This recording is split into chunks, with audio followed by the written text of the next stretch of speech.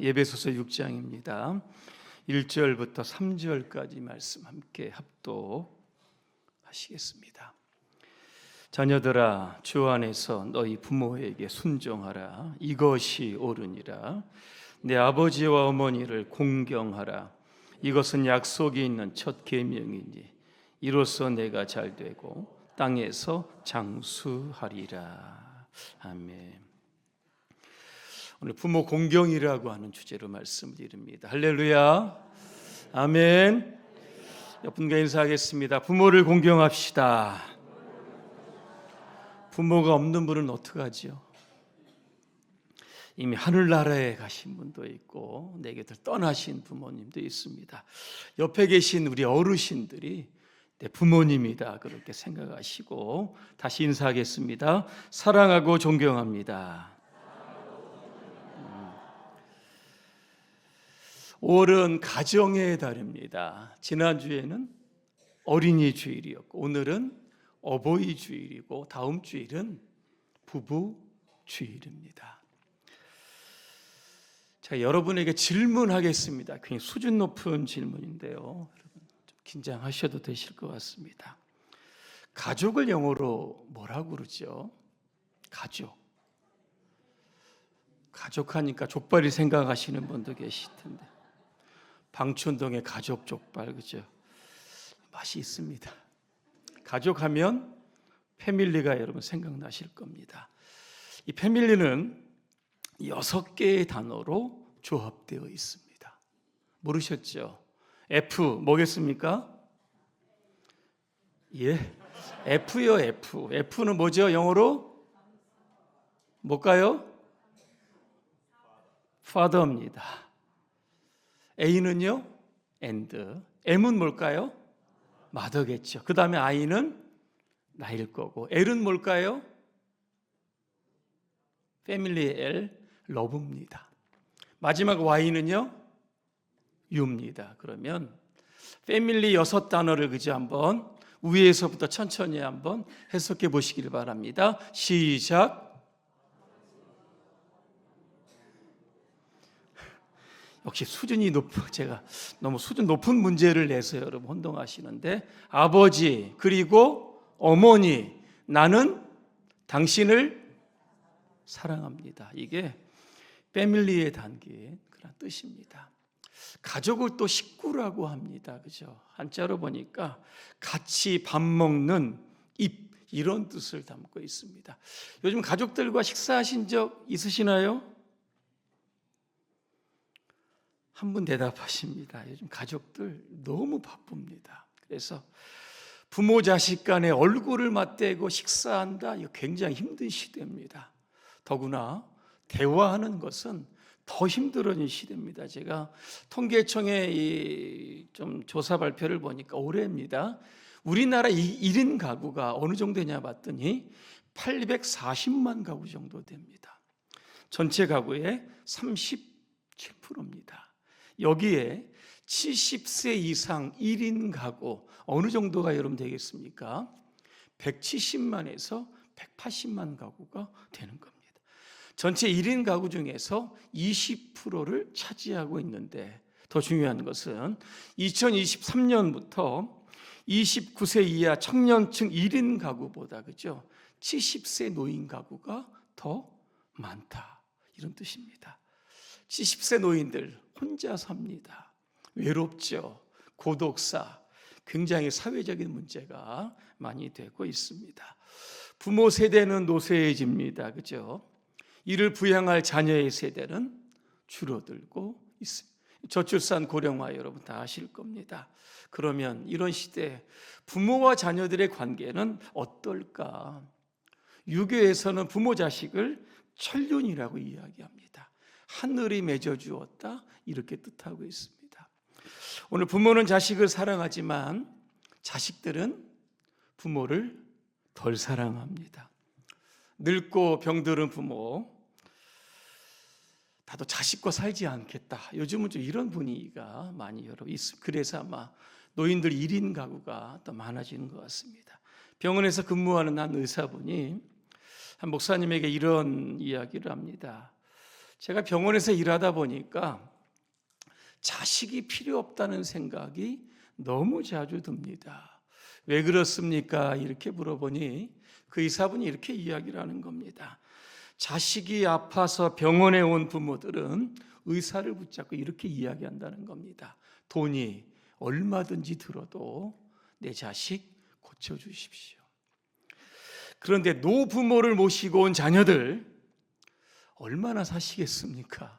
이렇게 물어본다는 거예요. 자식이 아프면 부모를 살려달라고 의사에게 부탁을 하지만 부모가 아프면 그죠? 부모를 살려다는 자식은 없다는 겁니다. 그래서 자식이 그죠? 있으나 마나 그러한 시대가 조금 된 것 같습니다. 서로에게 짐이 되고 부담이 되는 그러한 시대죠. 이 부모가 누구일까, 그죠? 제가 한자를 한번 찾아봤습니다.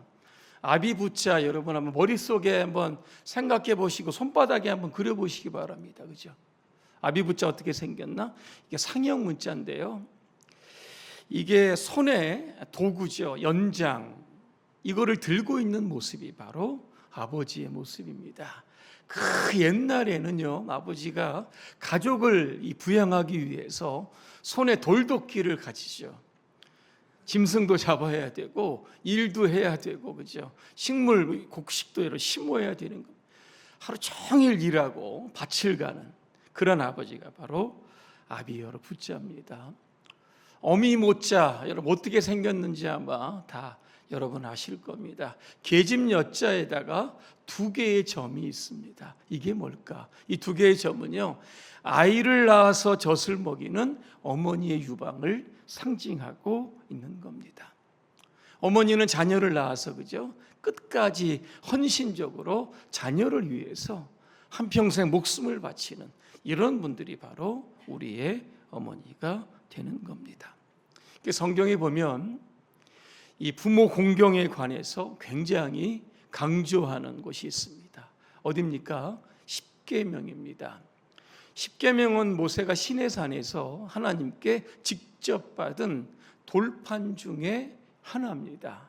10가지 계명 중에 첫 번째부터 네 번째까지는 뭐냐면 하나님을 어떻게 섬길 것인가, 대신 관계에 관한 말씀이 4가지가 쭉 있습니다.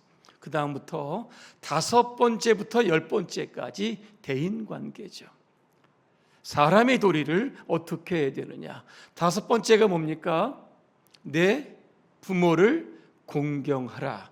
분명하게 말씀하고 있습니다. 왜 우리가 부모를 공경해야 될까? 이유는 몇 가지. 첫째는요, 부모는 생명의 대리자입니다. 하나님은 우리에게 생명을 주시지만 부모를 통해서 오늘 저와 여러분들을 이 땅에 낳게 하셨다는 겁니다. 부모 없이 이 땅에 존재할 수 있는 사람은 단 한 사람도 없습니다. 내가 아무리 잘나도 그죠? 부모님이 날 낳으시지 않으면 우리는 이 땅에 존재할 수 없다라고 하는 겁니다. 어머니의 뱃속에서 그죠? 10달 동안 어머니의 양분을 먹고 세상에 나온 분들이 바로 저와 여러분들입니다. 그래서 어머니는 그저 나에게 생명을 주신 하나님의 대리자가 되는 겁니다. 또한 이 부모님은요, 우리의 양육의 대리자가 여러분 됩니다. 학교에서 세상의 지식을 다 배울 것 같지만 태어나면서부터 여러분 가정에서 부모님을 통해서 앞으로 살아가야 할 모든 것들 그죠? 다 배우게 여러분 되는 겁니다. 그래서 부모님은 우리의 그죠? 교사가 여러분 되십니다. 그래서 그 부모님을 존경해야 하는 겁니다. 또 하나 부모님은요, 사랑의 대리자입니다. 하나님이 우리를 사랑하시는데 느끼지 못할 때가 있습니다. 그럴 때 부모님을 통해서 우리는 하나님의 사랑이 어떠한지를 느끼게 되는 겁니다. 내리사랑이라는 말 여러분 들어보셨을 겁니다. 내리사랑은 윗사람이 아랫사람을 사랑하고 부모님이 자녀를 사랑하는 겁니다. 이런 말씀이 있습니다. 내리사랑은 있어도 치사랑은 없다. 치사랑은 뭡니까? 아랫사람이 윗사람, 자녀가 부모를 사랑하는 겁니다. 물이 위에서 아래로 이렇게 흘러내리는 것처럼 사랑도 그죠? 부모를 통해서 자녀에게 흘러내리는 것, 굉장히 이게 자연스럽다라고 하는 겁니다. 그래서 저는 오늘 부모가 자식을 사랑하면 주로 어머님을 많이 떠올리실 텐데, 저는 아버지가 자녀를 얼마나 사랑을 하는지 그죠? 오늘 소개해 드리려고 합니다. 첫째는 누가복음 15장에 나오는 둘째 아들을 사랑했던 아버지가 나옵니다. 하론 둘째 아들이요, 아버지에게 옵니다. 아버지, 제 분깃을 주십시오 그럽니다. 유산 상속해 달라는 겁니다. 아버지가 멀쩡히 살아있는데 무슨 뜻일까? 아이고, 아버지 빨리 죽었으면 좋겠다. 아버지 재산이 내 재산이 될 건데, 그죠? 근데 아버지는요, 아무 내색도 하지 않고 유산을 상속해 줍니다. 아들이요, 그 돈을 가지고 먼 나라에 갑니다. 허랑방탕 다 소비하죠. 나중에는요, 남의 집 돼지를 치게 됩니다. 유대인들은 돼지를 싫어합니다. 그죠? 부정한 짐승, 굽이 갈라졌다 그랬어요. 인생의 가장 밑바닥까지 내려갔던 둘째 아들이죠. 너무 힘들어 아버지를 떠올립니다. 아버지에게 가야지. 성경에 보니까 거리가 먼데 상거가 먼데 아버지가 둘째 아들을 여러분 보게 됩니다. 그죠? 둘째 아들이 집을 나간 그때부터 집문을 열어놓고 언제 둘째 아들이 돌아올까, 그죠? 밤새도록, 그죠? 자식을 기다리는 아버지가 바로 이 누가복음 15장에 나오는 여러분 아버지입니다. 자식이 옵니다. 자식을 향해서 늙은 아버지가 막 달려갑니다. 목을 안고 입을 맞추었다 그랬습니다. 왜 이제 왔느냐? 그만했던 돈 어디다 다 허비했느냐, 그죠? 이 거짓골이 뭐냐, 그죠? 아무 얘기도 하지 않습니다. 둘째 아들을 꼭 여러분 끌어안습니다. 그때 둘째 아들이요, 면목이 없습니다. 아버지, 저는 아들의 자격이 없습니다. 품꾼의 하나로 이 집안에서 살겠습니다. 그때 아버지가요, 이런 이야기를 합니다. 가장 좋은 옷을 가져다가 입히라고 이야기합니다. 손에 가락지를 끼라고 이야기합니다. 발에 신발을 신겨라 이야기합니다. 이게요, 이 땅의 모든 아버지가 자식을 향한 그런 사랑임을 여러분 기억하시기를 바랍니다. 자녀들은 어머니만 사랑하지 마시고 아버지도 여러분 사랑하셔야 합니다.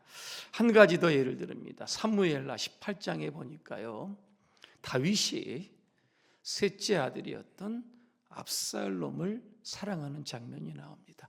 여러분 잘 아시는 것처럼 압살롬은 성경에 보니까 되게 잘난 자식입니다. 근데 이 자식이 구테타를 일으키죠. 아버지를 쫓아내고 왕의 자리에 딱 앉게 됩니다. 누가 봐도 이 압살롬은 그죠? 옛날에 구테타면 이거 어떻게 됩니까? 그죠? 죽어야 되는 겁니다. 남들은 다 욕하고 있는데요, 나중에 다윗의 군대와 압살롬의 군대가 이제 전쟁을 하게 됩니다. 그때 다윗이 장수들에게 이렇게 부탁을 합니다. 압살롬을 전 너그럽게 대해주라 그랬습니다. 뭡니까? 살려줘야 된다는 겁니다. 저 죽어야 마땅한 거지만 내 아들이기 때문에 좀 너그럽게 봐달라고 부탁하고 또 부탁을 합니다. 하지만 요압이라고 하는 장수가 결국 압살롬의 심장을 향해서 이 창을 던지게 돼서 결국은 죽게 됩니다. 전쟁은 승리합니다. 군사들이 얼마나 기쁘겠습니까, 그죠? 이제 다윗도 예루살렘으로 황궁하게 되는 겁니다. 근데 군사들은 기뻐서 난리인데 아버지는 어떻습니까? 엉엉 울었다 그랬습니다. 아들이 죽었던 소식을 듣고 얼마나 울어대는지, 그죠? 기뻐하는 군사들이 민망할 정도로 울었다. 여러분 그렇게 되어 있습니다. 다윗이 왕으로서는 아들을 여러분 죽여야 합니다. 그죠? 이게 법으로 맞는 거 아니겠습니까? 하지만 아버지 입장에서 볼 때는 그 아들이 아무리 구테타를 일으켰다라고 할지라도, 그죠? 아버지 입장에서는 그 못난 자식도 자식이다라는 겁니다. 이렇듯 세상의 모든 자식들을 사랑하는 아버지, 바로 다윗의 이런 아버지의 마음이 바로 이 땅의 모든 아버지의 마음이 여러분 되는 겁니다. 예수님도 어머니를 공경하셨습니다. 그죠? 성경에는 자세하게 나오지는 않는데 예수님 십자가상에 달리셨습니다. 그때 십자가 밑을 이렇게 쳐다보니까 예수님 어머니 마리아와 요한이 그죠? 예수님 모습을 보면서 펑펑 울고 있는 겁니다. 예수님 생각하죠. 내가 죽으면 어머니 누가 모실까? 그러다가 어머니에게 이렇게 이야기를 합니다. 어머니 옆에 있는 제자 요한을 여러분 보시길 바랍니다. 앞으로 당신의 아들이 될 겁니다. 그리고 요한을 향해서 뭐라고 이야기합니까? 네, 어머니다 그랬습니다. 나중에 전생에 보니까 요한이 예수님의 어머니 마리아를 예배소까지 이렇게 갔다가 사역을 하면서 임종 직전까지 지켰다라고 하는 기록이 나와 여러분 있습니다. 오늘 말씀에 이렇게 들어가다 보니까 우리 1절에 보니까 자녀들아 주 안에 너희 부모에게 순종하라 그랬습니다. 순종이 휘파쿠오라고 하는 단어입니다. 휘파 아래에서 아쿠오 듣는다는 겁니다. 부모님이 말씀하시면 아래서 듣는다. 이게 바로 순종이라고 하는 여러분 단어입니다. 그래서 우리는 부모님이 어떤 말씀을 하시는지 간에 그 말씀에 순종해야 여러분 하는 겁니다. 또 하나 말씀해 보니까 오늘 내 부모를 주 안에서 공경하라 이런 또 말씀이 여러분 나옵니다. 이 공경은 이 두 가지의 원어의 뜻이 있습니다. 하나는 티마오라고 하는 뜻입니다. 이게 뭐냐면 공경이라고 하는 뜻인데 우리가 하나님을 공경하는 것처럼 이 땅에서는 부모님을 공경하라 이런 뜻을 담고 있습니다. 또 하나의 원어의 뜻이 뭐냐면 카베드라고 하는 뜻이 있습니다. 우리 인체 안에 간이라고 하는 뜻을 담고 여러분 있습니다. 여러분 안에 다 간이 있으시죠? 이 무게가 굉장히 우리 장기 중에 가장 무겁고 크다고 합니다. 어느 정도 될 것 같습니까? 무게가. 간이 없는 분 안 계시죠? 1.2에서 1.5kg 정도 이 간의 무게가 된다. 굉장히 크고 무거운 장기 중에 여러분 하나입니다. 왜 부모님을 공경하는 카베드에 간을 비유했을까? 그죠? 우리 간이 여러분 우리 인체에 정말 중요합니다. 우리의 인생에 가장 중요한 분으로 우리 부모님, 그 부모님을 어떻게 해요? 무겁게 여기다, 존경하고 존중하다. 이런 뜻이 바로 여기에 담겨져 있다는 겁니다. 나폴레옹이 이 폴란드를 침략합니다. 한 영주가 나폴레옹을 이렇게 만찬에 집으로 이렇게 초대를 합니다. 자리를 배치를 해야 되는데 나폴레옹을 상석에 배치하지 않고 세 번째 자리에 딱 앉히더랍니다. 부하들이 굉장히 화가 났죠. 황제를 세 번째 자리에 앉힌다? 그때 영주가 이렇게 얘기했다고 합니다. 나폴레옹 당신은 나라에서는 황제 상석에 앉아야 되지만 저희 집에서는 제 부모님이 저의 제일 어르신이 되십니다. 첫 번째는 아버지가 앉고 두 번째 자리에는 어머니가 앉고 세 번째 자리에는 나폴레옹 황제가 앉았다. 그런 일화가 여러분 담겨져 있습니다. 어떤 의미일까? 우리의 인생에 그죠? 가장 귀한 분이죠. 이 나라 대통령보다 더 훌륭하신 분이 바로 우리의 부모님이 되는 겁니다. 부모 공경하면 주시는 복이 여러분 두 가지입니다. 땅에서 잘 된다. 여러분 무슨 뜻이겠습니까? 형통한다. 여러분 그런 뜻일 겁니다. 또 하나는 장수한다. 그런 뜻을 담고 있습니다. 오늘은 어버이 여러분 주일입니다. 위로는 하나님을 공경하고 우리 땅에서는 부모님을 여러분 공경하며 사시기를 바랍니다. 부모님이 계시지 않다고 하면 우리 교회 이렇게 돌아보시면 부모님 같은 그죠 또래 분들이 굉장히 많이 계십니다. 내 아버지고 내 어머님이다. 여러분 이렇게 여러분 생각하시며 잘 여러분 받드시기를 바랍니다. 그래서 하나님께서 주신 형통과 장수의 복으로 이 땅에 살아가시기를 주님의 이름으로 축복합니다. 기도하겠습니다. 내려오신 하나님, 오늘은 어버이 주일입니다. 아버지의 은혜를 생각하며 감사하며 순종하며 공경하며 살게 해 주옵소서. 예수님의 이름으로 기도합니다. 아멘.